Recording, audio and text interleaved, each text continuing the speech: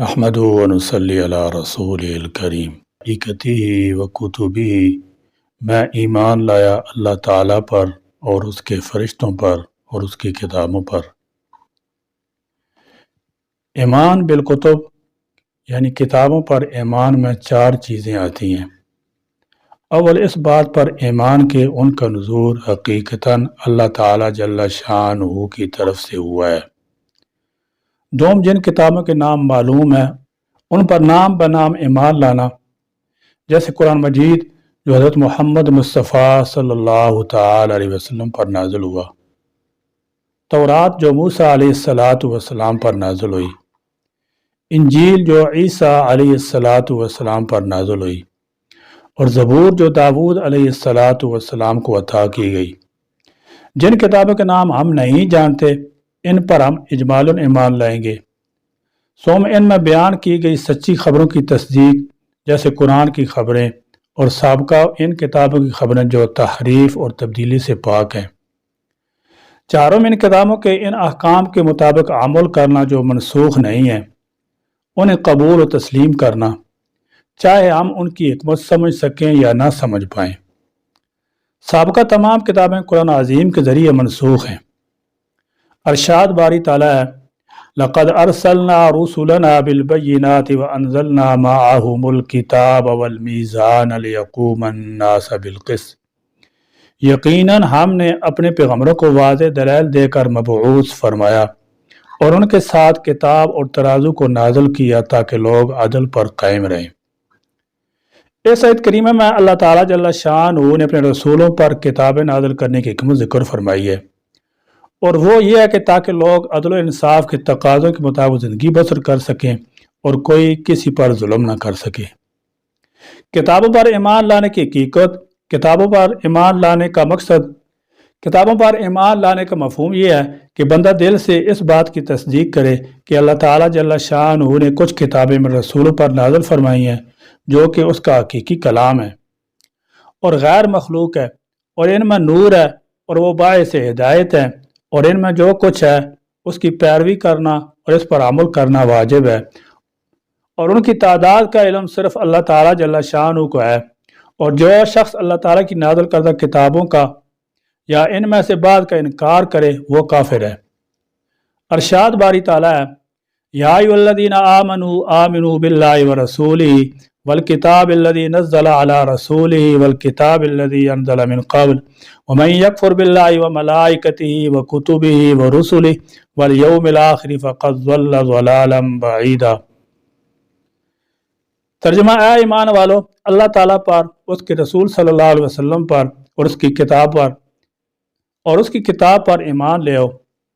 جو اس نے اپنے رسول پر نازل کی ہے، اور اسی طرح ان کتابوں پر بھی جو اس نے اس سے پہلے نازل کی ہیں، اور جس شخص نے اللہ تعالیٰ، اس کے فرشتوں، اس کی کتابوں، اس کے رسولوں اور قیامت کے دن سے کفر کیا، وہ دور کی گمراہی میں جا پڑا۔ اور یہی وجہ ہے کہ وفات میں خطبہ حجت الوداع کے دوران رسول اللہ صلی اللہ تعالی علیہ وسلم نے اپنی امت کو تلقین فرمائی کہ وہ کتاب اللہ یعنی قرآن مجید کو مضبوطی سے تھام لے، اس طرح وہ کبھی گمراہ نہیں ہوں گے۔ لہذا ہم پر لازم ہے کہ ہم قرآن مجید کو سیکھیں، پڑھیں، اس میں غور و فکر کریں اور اس پر عمل کریں۔ ایک حکمت یہ ہے کہ لوگ ان کے ذریعے فیصلے کر سکیں، جیسے کہ اللہ تعالیٰ کا فرمان ہے، کان الناس امۃ واحدہ فبعث اللہ النبیین مبشرین ومنذرین وانزل معهم الکتاب بالحق لیحکم بین الناس فیما اختلفوا فیہ۔ دراصل لوگ ایک ہی جماعت تھے، پھر اللہ تعالیٰ جل شانہ نے نبی کو خوشخبریاں دینے اور ڈرانے والے بنا کر مبعوث فرمایا اور ان کے ساتھ سچی کتابیں نازل فرمائیں تاکہ لوگوں کے ہر اختلافی امر کا فیصلہ ہو جائے۔ اس آیت کریمہ کی روشنی میں ہم پر لازم ہے کہ ہم اپنے باہمی اختلافات کا فیصلہ قرآن مجید کے ذریعے کریں اور تمام متنازع امور میں کتاب اللہ کی طرف رجوع کریں، اور کتاب اللہ جو فیصلہ کر دے اور اس کے سامنے اپنے آپ کو جھکا دیں اور اسے کھلے دل سے تسلیم کر لیں۔ ایک حکمت یہ ہے کہ رسول اللہ صلی اللہ تعالی علیہ وسلم کے انتقال کے بعد اللہ کا دین ان کتابوں کے ذریعے محفوظ رہے، اور اس لیے رسول اللہ صلی اللہ تعالی علیہ وسلم نے ارشاد فرمایا، میں تم میں 2 چیزیں چھوڑے جا رہا ہوں، ان کے بعد یعنی اگر تم نے انہیں مضبوطی سے تھام لیا تو کبھی گمراہ نہیں ہوگے۔ ایک ہے کتاب اللہ یعنی قرآن مجید، اور دوسری ہے میری سنت، اور یہ دونوں کبھی جدا جدا نہیں ہوں گی یہاں تک کہ حوض کوثر پر میرے پاس آئیں گی۔ اور ایک حکمت یہ ہے کہ کتابیں لوگوں پر اللہ تعالیٰ کی حجت کے طور پر قائم رہیں، اور تاکہ کوئی شخص یہ نہ کہہ سکے کہ میرے پاس تو کوئی نصیحت کرنے والا آیا ہی نہ تھا۔ اور چونکہ کتاب اللہ قرآن مجید موجود اور بفضل اللہ محفوظ و معمون ہے، اس لیے یہ واجب الاتباع ہے،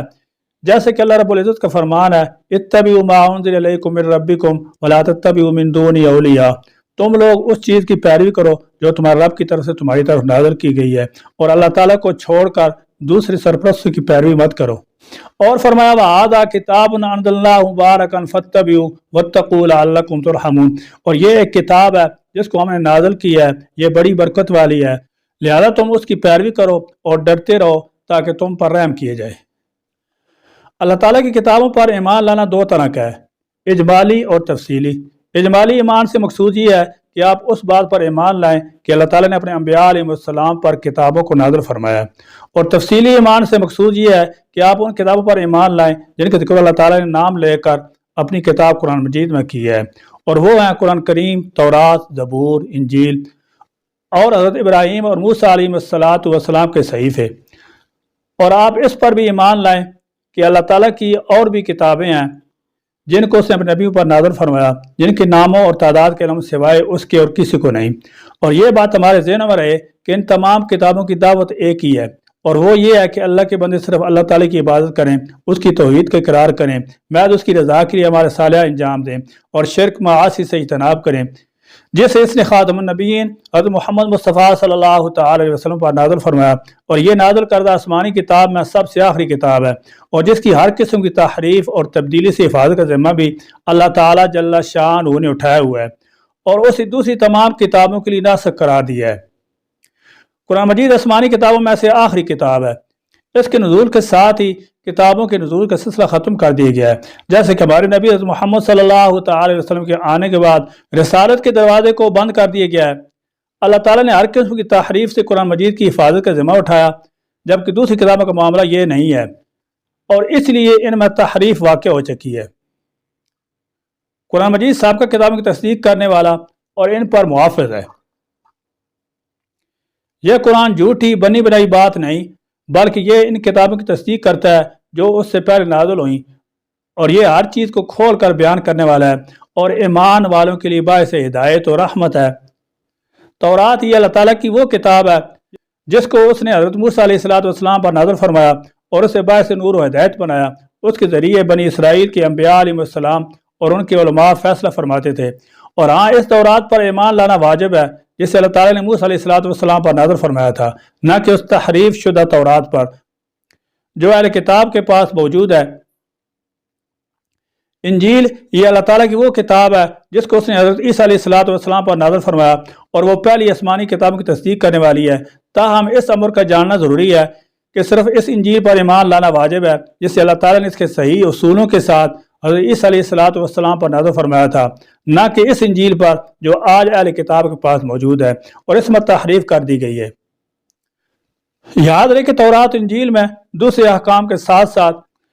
ہمارے نبی حضرت محمد مصطفیٰ صلی اللہ تعالی علیہ وسلم کی رسالت کی بشارت بھی موجود تھی۔ زبور یہ وہ کتاب ہے جسے اللہ تعالیٰ جل شانہ نے حضرت داؤد علیہ السلام پر نازل فرمایا، اور اس پر ایمان لانا واجب ہے، لیکن اس پر جسے اللہ تعالیٰ جل شانہ نے حضرت داؤد علیہ السلام پر نازل فرمایا وہ زبور قطعی طور پر نہیں جو یہودیوں کے ہاتھ و تخریب کا شکار ہو چکی ہے۔ اور یہ سلسلہ باری تعالیٰ کی آخری کتاب قرآن مجید پر ختم ہوا جو خاتم الکتب ہے، وہ آسمانی کتابوں میں سے آخری ہے جو آخری نبی پر اتری۔ پہلی کتب کو جب تک اللہ تعالیٰ جل شانہ نے چاہا محفوظ رکھا، پھر لوگوں نے ان میں تحریف اور تصحیف کے عمل سے کام لیا، مگر قرآن مجید کو نازل کرنے والے نے محفوظ و معمول رکھا اور تا قیامت رکھے گا۔ اس میں کوئی بھی کسی قسم کی تبدیلی تحریف نہیں کر سکتا۔ قرآن کریم جناب محمد رسول اللہ صلی اللہ علیہ وسلم کو خطاب کر کے کہتا ہے وہ لوگ اہل تقوی ہیں جو آپ پر نازل شدہ اور آپ سے قبل نازل شدہ کو مانتے ہیں۔ ایمان بالکتب کا رکن بھی بندہ مومن کے لیے احکام ربانی کی تعمیل کرنے اور اسے رشد و ہدایت پر قائم رکھنے کا مضبوط ترین ذریعہ ہے۔ اللہ تعالیٰ جل شانہ ہمیں دین و شریعت کے تمام احکامات کو سمجھنے اور ان کے مطابق زندگی گزارنے کی توفیق عطا فرمائے۔ آمین یا رب العالمین، وآخر دعوانا الحمدللہ رب العالمین۔